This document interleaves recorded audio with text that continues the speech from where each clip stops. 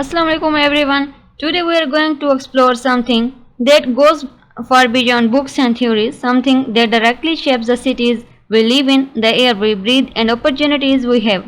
We will discuss how public policy and urban design management supported by political science can solve some of the toughest social and environmental problems in our cities.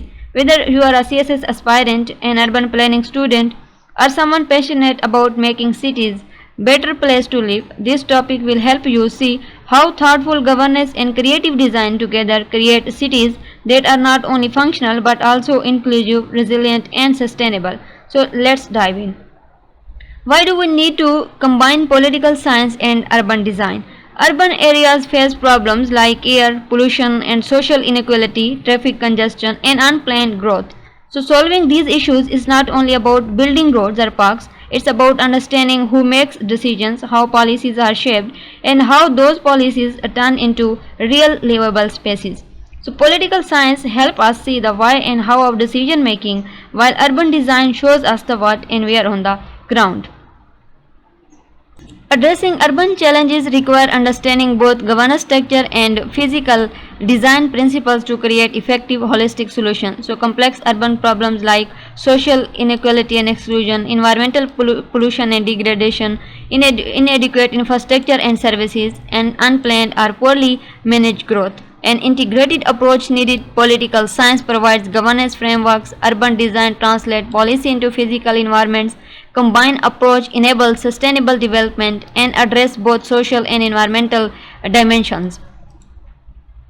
Role of political science in urban problem solving like governance and institutional frameworks. So political science help us understand how cities are managed. Decentralization, when local governments have power, then they can make quicker, more relevant decisions for their communities, and policy formulations and implementation. So politics shape which urban projects get approved and how funds are allocated. Stakeholders engagement, by involving citizens, NGOs, and the private sector, policies become more inclusive and reflect real community needs. And conflict resolutions, urban development often creates conflicts. For example, when new roads displace communities, political negotiations helps find balanced solutions. Power dynamics and equity. So, cities are not neutral spaces, they reflect who holds power. Recognizing how elites and interest groups influence planning help us question whose interests are being served. So, advocating for marginalized groups ensures everyone benefits, not just a powerful minority. Transparency and anti corruption measures lead to fairer distribution of urban resources. So, role of urban design in addressing social and environmental problems like creating livable, sustainable spaces, human-centered design, walkable neighborhoods, mixed-use areas, and accessible public spaces improve health and social life. Then green infrastructure, parks, and green roofs helps control floods, clean the air, and keep cities cooler. Inclusive public spaces, public parks and plazas should be welcoming to everyone, not just the wealthy. And resilience planning, cities must be prepared for natural disasters and climate change through strong infrastructure and flexible urban design. Now you and I will go through some examples. Curitiba, Brazil, the power of local governance and plus design innovation. So let's start with Curitiba, Brazil, often called the world green city. In the 1970, Curitiba faced rapid urban growth, traffic congestion, and limited resources. So instead of copying expensive metro system, the city government, led by visionary Mayor James Lerner, designed an innovative bus rapid transit system. This system uses dedicated bus lanes and tube stations that look almost like metro stops, giving people fast, affordable, and reliable transport. But Curitiba did not stop there. The local government also invested in parks and green spaces, often turning flood-prone land into beautiful public parks instead of building expensive flood barriers. So these simple but smart design decisions reduced flooding, improved air quality, and gave residents places to relax and socialize. So the key lesson for us: good urban design must be supported by strong local governance. Political will, decentralization, and participatory planning allowed Curitiba to create affordable, inclusive, and sustainable urban solutions, showing how cities can innovate even with limited budgets. Then slum upgrading projects. So when political will, community participation and design come together across many developing countries, large populations live in informal settlements or slums. Instead of demolishing these areas and displacing residents, so some governments have chosen a better way: slum upgrading. Here, the government provides legal recognition, basic infrastructure like water, sanitation, roads, and public services while involving the residents in planning improvements. So, residents often help design the layout of streets, open spaces, and housing upgrades.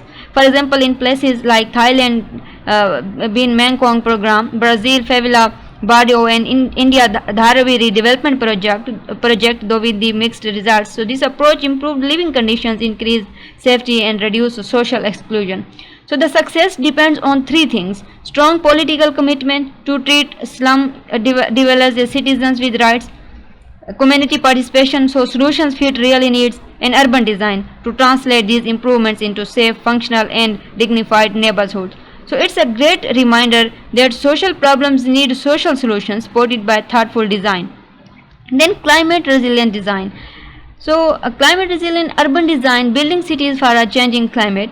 Finally, let's talk about climate resilience. Many cities are threatened by floods, heat waves, and rising sea levels. Some forward looking cities are integrated green infrastructure and disaster preparedness into their urban design, supported by political commitment to sustainability. For instance, in Rotterdam, Netherlands, the government created water squares, public plazas that become temporary water storage areas during heavy rain, preventing floods elsewhere. Singapore built park connectors, green corridors linking parks that also help manage storm water and cool the city. In Bangladesh, cities are designing cyclone shelters and raised infrastructure. So, in all these examples, political science comes in because these projects require policy decisions, funding, and coordination among different government agencies. So, urban design then make these decisions visible and effective by creating real, tangible spaces that protect and serve people. So, the lesson here is that solving environmental challenges in cities is not just an engineering problem; it needs governance, planning, and inclusive design. So, in the end, remember this: cities do not just happen, they are made by choices, policies, and design shaped by people like us. So, as CS aspirants and future policymakers, understanding how political science guides decision making and how urban design translates those decisions into streets, parks, and communities is your chance to create real positive change. Together, these tools help build cities that are not only modern and efficient but also fair, resilient, and full of life. So let's study these ideas not just to pass exams but to truly reimagine our urban future. And if you found this lecture helpful, so don't forget to like, share, and subscribe to join me in exploring more topics that can help shape a better tomorrow.